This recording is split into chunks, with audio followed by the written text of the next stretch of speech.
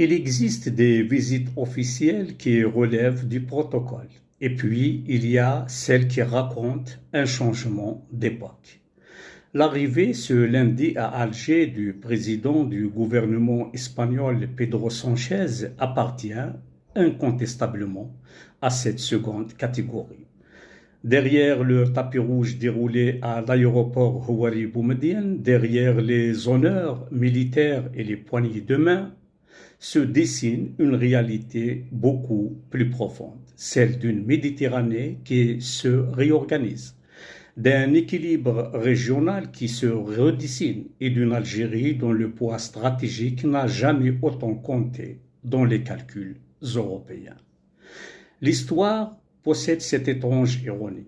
Elle rappelle souvent aux États que la géographie finit toujours par avoir le dernier mot. À peine quelques kilomètres séparent les côtes africaines des rivages espagnols. Quelques kilomètres seulement. Une distance dérisoire qui, depuis des siècles, fait de l'Algérie et de l'Espagne deux voisins condamnés non pas à s'aimer, mais à se comprendre. Les crises diplomatiques peuvent suspendre le dialogue. Elles ne peuvent pas abolir les réalités. Pendant plusieurs années, les relations entre Alger et Madrid ont traversé une zone de forte turbulence. Les divergences politiques avaient pris le dessus sur les intérêts stratégiques. Les échanges économiques s'étaient ralentis, la confiance s'était érodée. Mais les grandes puissances apprennent toujours une même leçon. Les émotions appartiennent à la politique, les intérêts appartiennent à la géopolitique. Et la géopolitique ne laisse jamais le vide s'installer durablement. Aujourd'hui, l'Espagne revient à Alger avec une conviction nouvelle. Aucune stratégie méditerranéenne crédible ne peut se construire sans l'Algérie, car le monde a changé. Depuis la guerre en Ukraine, la sécurité énergétique est devenue une question de souveraineté. Les chaînes d'approvisionnement sont devenues des instruments de puissance. Les ressources naturelles sont redevenues des leviers diplomatiques majeurs. Dans cette architecture mondiale, l'Algérie n'est plus simplement un fournisseur de gaz. Elle est devenue l'un des piliers de la sécurité énergétique de l'Europe du Sud. Madrid le sait bien évidemment. Le gazoduc Medgaz ne transporte pas uniquement du gaz naturel, il transporte aussi une forme de stabilité économique et politique. Chaque mètre cube qui traverse la Méditerranée rappelle que la confiance entre les deux capitales est désormais un enjeu stratégique. Mais l'énergie n'est que la partie visible d'un rapprochement beaucoup plus vaste. L'industrie, les infrastructures, les investissements, la gestion de l'eau, les transports, les énergies renouvelables, l'hydrogène vert, la transition écologique, l'innovation technologique, autant de secteurs qui dessinent les contours d'un partenariat appelé à dépasser largement les seules relations commerciales. La présence aux côtés de Pedro Sánchez de dirigeants de grands groupes espagnols n'est pas un détail du protocole. C'est un signal économique, un message adressé aux investisseurs comme au marché. Madrid veut reconstruire une relation durable avec Alger. Cette visite révèle également une autre évolution majeure. L'Algérie n'est plus regardée uniquement à travers le prisme de ses ressources naturelles.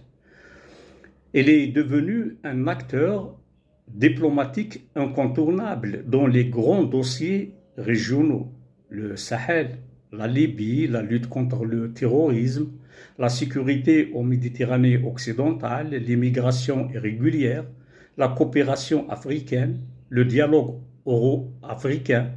Sur chacun de ces dossiers, Alger dispose aujourd'hui d'une crédibilité que beaucoup recherchent. Cette reconnaissance n'est pas le fruit du hasard. Depuis plusieurs années, la diplomatie algérienne a retrouvé une visibilité et une capacité d'initiative qui renforce son influence sur la scène africaine, arabe et méditerranéenne. L'Espagne ne vient donc pas uniquement consolider une relation bilatérale. Elle vient dialoguer avec une puissance régionale dont la voix compte de plus en plus dans les équilibres du continent. Cette évolution traduit une réalité plus profonde encore. Le centre de gravité de la Méditerranée est en train de se déplacer. Pendant longtemps, les relations nord-sud reposaient sur une logique de dépendance. L'Europe fixait les priorités, le Sud suivait. Cette époque s'efface progressivement. Aujourd'hui, la relation devient plus équilibrée. L'Europe a besoin de partenaires fiables pour sécuriser son énergie, protéger ses frontières, stabiliser son voisinage méridional et accompagner la transition écologique. L'Algérie, de son côté, cherche des partenariats fondés sur le respect mutuel, le transfert technologique, les investissements productifs et la diversification de son économie. Les intérêts convergent donc, les ambitions aussi. Certes, certaines divergences demeurent, notamment sur la question du Sahara occidental, et ils continueront sans doute d'alimenter les discussions diplomatiques. Mais la maturité des relations internationales ne consiste pas à supprimer les désaccords. Elle consiste à empêcher qu'ils paralysent tout le reste.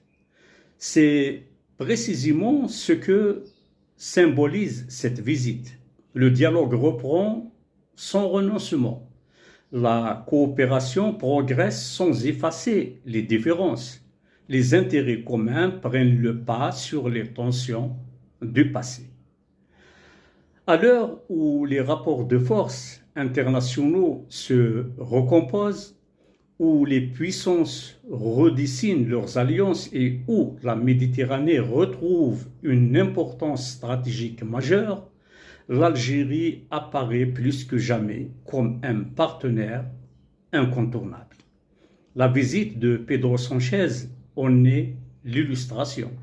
Elle marque sans doute la fin d'une parenthèse diplomatique, mais surtout, elle ouvre un nouveau chapitre où Alger et Madrid semblent avoir compris qu'au-delà des crises, des alternances politiques et des conjonctures, une vérité demeure immuable.